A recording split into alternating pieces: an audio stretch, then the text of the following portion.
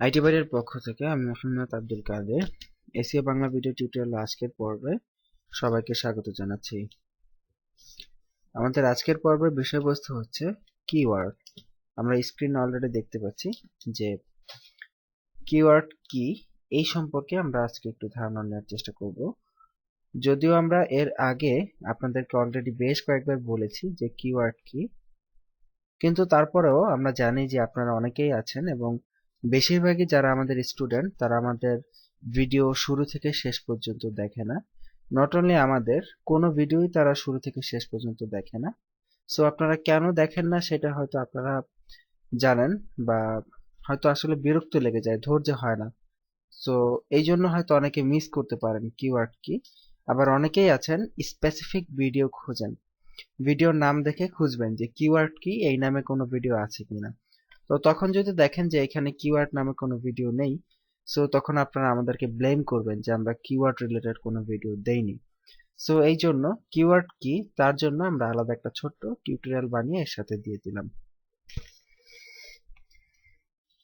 ওকে, তো what is a keyword? আচ্ছা, একটা কিওয়ার্ড হচ্ছে এমন একটা শব্দ যা লিখে গুগলে সার্চ করা হয়। আপনি যা কিছু লিখেই গুগলে সার্চ করেন না কেন, সেই কথাটাই হবে একটা কিওয়ার্ড। যেমন আমি যদি এখন আমি google.com-এ চলে যাচ্ছি। এখানে আমি যে কোনো কিছু লিখে সার্চ করব। যেমন বাস টিকেটস অনলাইন, আমি অনলাইনে বাসের টিকিট কিনতে চাই। সো এই যে আমি একটা কথা লিখে এই যে গুগলে সার্চ করলাম বাস টিকেটস অনলাইন, এই কথাগুলোই হচ্ছে এক একটা কিওয়ার্ড। বাস একটা কিওয়ার্ড, তারপর টিকেট একটা কিওয়ার্ড, অনলাইন একটা কিওয়ার্ড। তো এই যে ভিজিটর বা ব্যবহারকারী তারা যে কথাগুলো বা যে শব্দগুলো লিখে সার্চ ইঞ্জিনে সার্চ করে থাকে, সেই শব্দগুলোকেই আপনার বলা হয় কিওয়ার্ড। আর কিওয়ার্ড গুলো আসলে এসইওর ক্ষেত্রে অত্যন্ত অত্যন্ত গুরুত্বপূর্ণ। যে আমরা এর আগে বলেছিলাম যে এসইও তে গুরুত্বপূর্ণ কিছু বিষয়ের মধ্যে ছিল ডোমেইন নেম। আমরা বলেছিলাম যে ডোমেইনের মধ্যে কিওয়ার্ড রাখতে হবে। আবার এরপরে বলেছিলাম যে মেইন ডোমেইনে যদি কিওয়ার্ড রাখা সম্ভব নাও হয়, ডোমেইনের পরে স্ল্যাশ দিয়ে যে অ্যাড্রেসটা থাকে সেইখানে অন্তত কিওয়ার্ড রাখতে। তো দেখুন এখানে যখন আমরা বাস টিকিট অনলাইন লিখে সার্চ করলাম, শুরুতে যে সাইটটা এসেছে www.greyhound.com, বাট এইখানে মেইন যে ডোমেইনটা গ্রেহাউন্ড, এইখানে কিন্তু মেইন ডোমেইনে কিন্তু এই কিওয়ার্ডটা নেই। কিন্তু মেইন ডোমেইনে কিওয়ার্ডটা না থাকলেও মেইন ডোমেইনের পরে স্ল্যাশ দিয়ে যে কথাগুলো আছে, যে লিঙ্কটা আছে, যে ইউআরএলটা আছে, এই ইউআরএল এর মধ্যে কিন্তু দেখুন এই টিকিটস অ্যান্ড ট্রাভেল এই কথাটা কিন্তু আছে। এবং গুগল কিন্তু দেখুন এখানে খেয়াল করুন, একটু লক্ষ্য করুন যে টিকিট যে ওয়ার্ডটা আছে, টিকিট ওয়ার্ডটা যেহেতু একটা কিওয়ার্ড এখানে, সো টিকিটটাকে কিন্তু গুগল একটু মোটা করে বা বোল্ড করে দেখিয়েছে।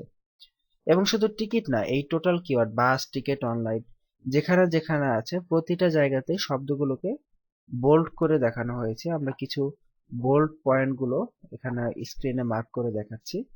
বাস টিকেট, তারপর এখানে আছে বাস, এখানে আছে বাস টিকেট, এখানে আছে বাস। এই যে কিওয়ার্ড গুলো আপনাকে আপনার যে মেইন ডোমেইন অথবা ডোমেইনের পাশে স্ল্যাশ দিয়ে আপনার কিওয়ার্ড গুলো এইভাবে রাখতে হবে।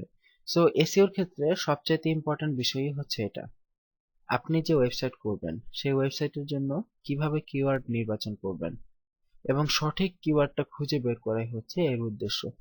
কারণ আপনি যদি ওয়েবসাইট করেন বাট কিওয়ার্ডটা যদি সঠিক মতো না থাকে, বা দেখা গেছে আপনি একটা ওয়েবসাইট করলেন, আপনি আপনার ওয়েবসাইটের কিওয়ার্ডটা একভাবে ইউজ করলেন, কিন্তু দেখা গেছে যে গুগলে লোকেরা আপনার ওয়েবসাইটটা বা আপনি যে বিষয়ের উপর ওয়েবসাইট করেছেন ওই বিষয়টা আপনি যেভাবে কিওয়ার্ড দিয়েছেন সেইভাবে খোঁজে না, তাহলে কিন্তু আপনার ব্যবসা বৃথা। যেমন আপনি একটি মোটরসাইকেলের দোকান দিয়েছেন, আপনি লিখেছেন যে সোনার তরী মোটরসাইকেল সার্ভিস, ধরলাম একটা নাম দিয়েছেন বা যে কোনো একটা নাম দিয়েছেন, বাট দেখা গেছে গুগলে আপনার ওই আপনি যেভাবে নামটা দিয়েছেন আপনার দোকানের, যেভাবে কিওয়ার্ডটা নির্বাচন করেছেন আপনার ওয়েবসাইটের জন্য, গুগলে যারা ভিজিটর আছে তারা ওইভাবে খোঁজে না, তারা অন্যভাবে খোঁজে। সো এইভাবে যদি দেখা গেছে আপনি একরকম দিলেন কিন্তু লোকেরা খোঁজে আরেক রকম ভাবে, তাহলে তো আপনার এইভাবে দেওয়ার কোনো মিনিং নাই। সো আপনি কিন্তু এই ক্ষেত্রে কোনো লাভ করতে পারবেন না। সো এই ক্ষেত্রে আপনাকে সঠিক এবং উপযুক্ত কিওয়ার্ড খুঁজে বের করতে হবে।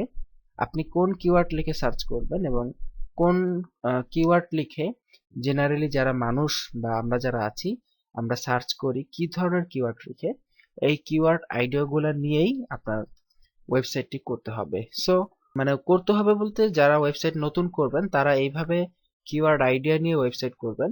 আর যারা অলরেডি কোনো প্রতিষ্ঠানের জন্য ওয়েবসাইট করে ফেলেছেন তারা আপনাদের কিওয়ার্ডগুলা কিভাবে সংশোধন করতে পারেন তারা এই কিওয়ার্ড অ্যানালাইসিস এবং রিসার্চের মাধ্যমে সেটা জানতে পারবেন।